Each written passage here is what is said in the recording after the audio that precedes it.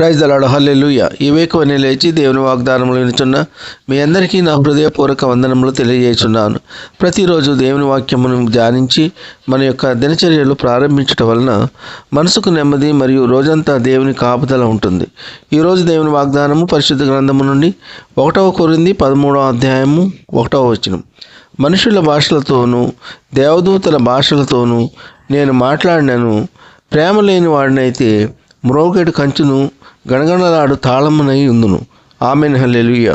అపొస్తలుడైన పౌలు గారు కొరింథీలో ఉన్న సంఘమునకు, విశ్వాసులకు, పరిశుద్ధులకు వ్రాసిన పత్రిక. మరి నిజంగా ప్రియ సహోదర సహోదరి, అన్నిటికన్నా ముఖ్యమైనది ప్రేమ. ప్రేమ దోషములను కప్పును. ప్రేమ శాశ్వత కాలముండును. ప్రేమ డంబముగా మాట్లాడదు. ప్రేమ దీర్ఘకాలము సహించును. ప్రేమ ఉప్పొంగదు.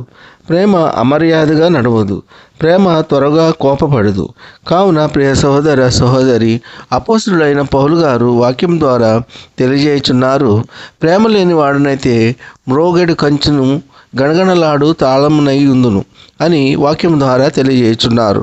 మనుషుల భాషలతో మాట్లాడినను, దేవదూతల భాషలతో మాట్లాడినను, ప్రేమ లేని వాడునైతే మ్రోగెడు కంచు గణగణలాడు తాళము వంటి వారుగా ఉంటారు అని వాక్యం ద్వారా తెలియజేయుచున్నారు.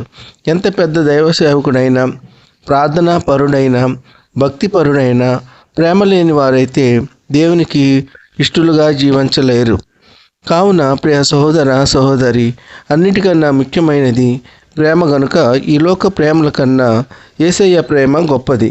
మనలను ప్రేమించి తన ప్రాణంను నా పాప విమోచనకై బలిగా అర్పించినారు. మరి నిజంగా మన క్షేమం కొరకై, మన కుటుంబములలో ఎటువంటి అపాయములు జరగకుండా, ఏ హాని జరగకుండా మన కొరకై ప్రేమించి ప్రాణమిచ్చిన యేసయ్య త్యాగాన్ని తలపోసుకుంటూ మన జీవితాంతము ప్రతి ఒక్కరితో ప్రేమ కలిగి జీవిద్దాం.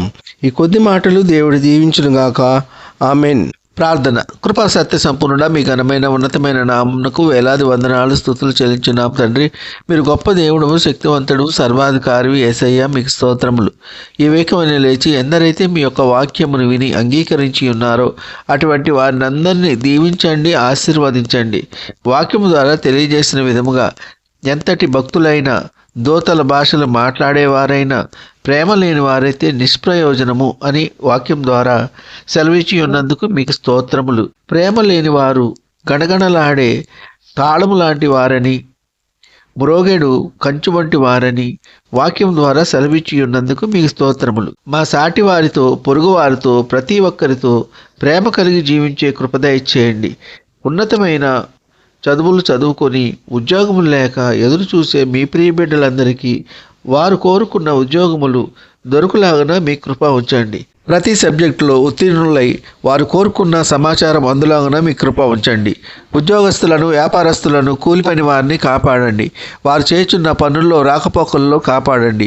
దైవ సేవకులను, వారి కుటుంబాలను కాపాడండి.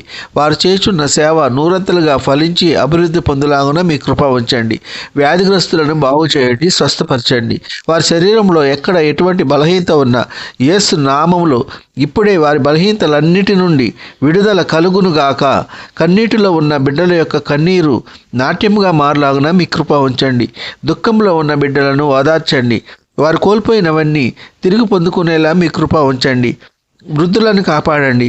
వృద్ధాప్యంలో వారికి ఎటువంటి మనోవేదన దరిచేరకుండా మీ కృప ఉంచండి. యవనస్తులను కాపాడండి.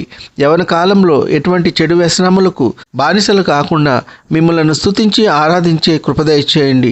పిల్లలు స్కూల్కి వెళ్ళి ఇంటికి చేరు పర్యంతము మీ కృపా కాపుదల దయచేయండి. గర్భఫలం లేని వారికి గర్భఫలం దయచేయండి. గర్భిణీ స్త్రీలకు సుఖమైన ప్రసవ దినాలు దయచేయండి. తల్లి బిడ్డ క్షేమంగా ఆరోగ్యంగా ఉండులాగున మీ కృప ఉంచండి. ఈ కొద్ది మనవులు ప్రభు అయిన యేసుక్రీస్తు పేర వేడుకొంచున్నాము తండ్రి. ఆమెన్. విన్న వాక్యము దీవెనకరంగా ఉన్నట్లయితే లైక్ చేయండి, షేర్ చేయండి, సబ్స్క్రైబ్ చేసుకోండి. మీ సహోదరుడు పోలా డానియల్. God bless you.